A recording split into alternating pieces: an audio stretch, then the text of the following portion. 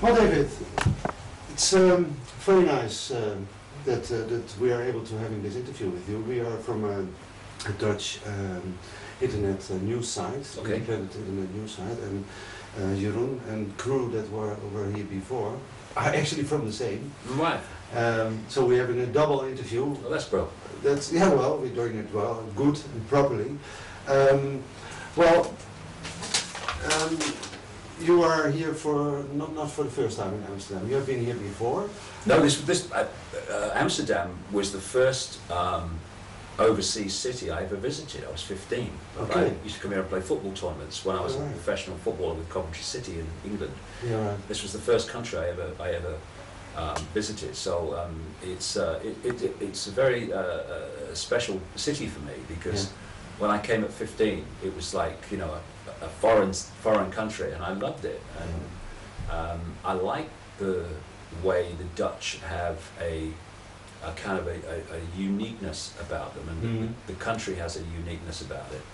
And especially when the agenda that I've been exposing for 20 years is about making everything and everyone uniform, which is what you see around the world. You see the buildings look the same, the cities look the same, the people act the same, the corporate logos are the same, and so any enclave of uniqueness is a joy to be in, really.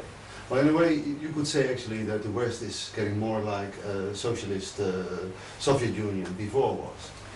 Well, in a different way, more subtle way maybe. But well, in terms of the European Union, it's getting absolutely like the Soviet Union, because you've got the bureaucratic commission in Brussels. That's the Politburo. That's no question about it. It's a mirror of the Soviet Union. That's where they're going with this. And you know, when I talk about the uniformity of buildings and the uniformity of things and the destruction of uniqueness, etc., it's not just a visual thing. It's not just a cultural thing. It is an expression of something fundamental to dictatorships. If the few are going to control the many, then diversity is their worst nightmare. Because the more diversity of decision-making, of culture, of view, of response you have, the less any cabal at the center is going to control that.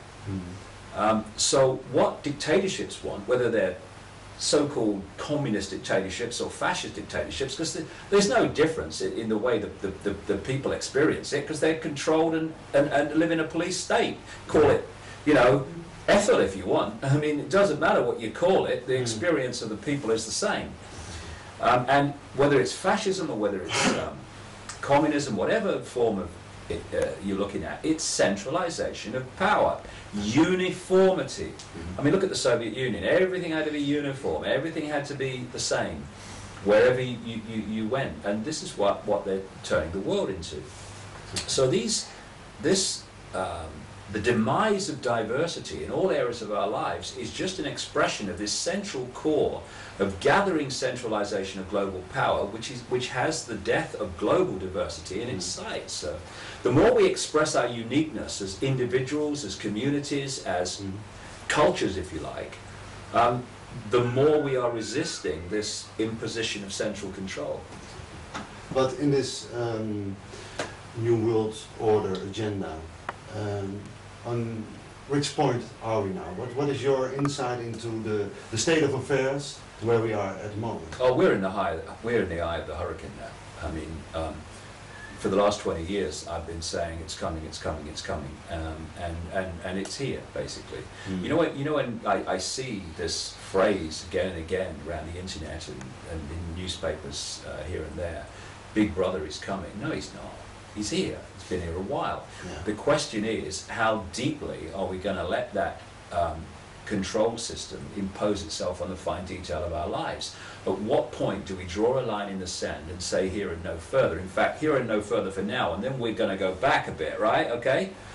And this whole mass global swine flu vaccination program, which is a total scam from start to finish, has the potential to be that line in the sand where people see that we're all being targeted by the contents of this vaccine, which has been planned for so long.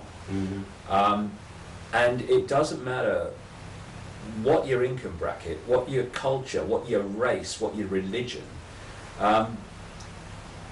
The same is in store for anyone who submits to that vaccination. So therefore we need to come together irrespective of race, culture, income bracket, etc., religion, and together resist this on a vast scale, because it seems that the control system has all the aces. It has control of the money, it has control of the military, control of the police, etc., media. But what it doesn't have is numbers. It doesn't have the numbers comparable with those which is to control. Yeah. And therefore, what it has to do is divide and rule the mass of the people, set the mass of the people at war with themselves over race and culture and colour, all this, and religion. Sex is too, yeah, another fault line. And divide and rule any potential unity of opposition to its imposition, which would bring the imposition to an end. So we have to reverse that, and we have to start dropping very quickly, very fast. Like now, the manufactured divisions that divide us, and realize that with unity of purpose, to refuse to allow our world to become this Orwellian fascist dictatorship means that it cannot become so. But if we go on allowing ourselves to be divided and ruled, then it will become so. Well, you're traveling quite a bit around, and at the moment it is the situation is that in Holland the opposition against this swine flu hike is just integrating itself. It's building up. And what is your view on how that works in other countries, like in England? Well, I tell you, 10 years ago, they'd have got this through piece of cakewalk. 5 years ago. Today, different world. Because of the efforts of people to circulate this information, there are going to be vast numbers of people around the world that are going to refuse this vaccination. In fact, an opinion poll in Britain found that an estimated 50% of doctors are going to say no to it. So this is where we are now entering a time when we need a very firm backbone. We need to summon the courage on a big scale, because this is how I would summarize the situation with the swine flu vaccine. First of all, it's not swine flu. It's a laboratory concocted swine flu, bird flu, seasonal flu concoction. And it was released in Mexico in April to start this whole ball rolling. This is why the drug companies like Novartis in Switzerland and Baxter International in Illinois applied for the patent for the vaccine for this strain of quote swine flu years ago. In one in 2008, in another case in 2005, the process started. These patents came through in the earlier part of this year. The Baxter International one came through in March, and in April we suddenly had this swine flu released in Mexico, or so they told us, at a pig farm. Well, no one's talked about pigs ever since. Have you noticed that? It's supposed to be swine flu. No one's talked about pigs. The World Health Organization has said there's no need to slaughter pigs because it's not passing from pigs to humans. Well, hold on a second. You told us it started on a pig farm in Mexico. If it's not passing from pigs to humans, how did it start? It's a nonsense. And then you had a situation where the impact, the physical impact of the virus, even if often it was swine flu, because the symptoms are the same as any flu, were very, very mild.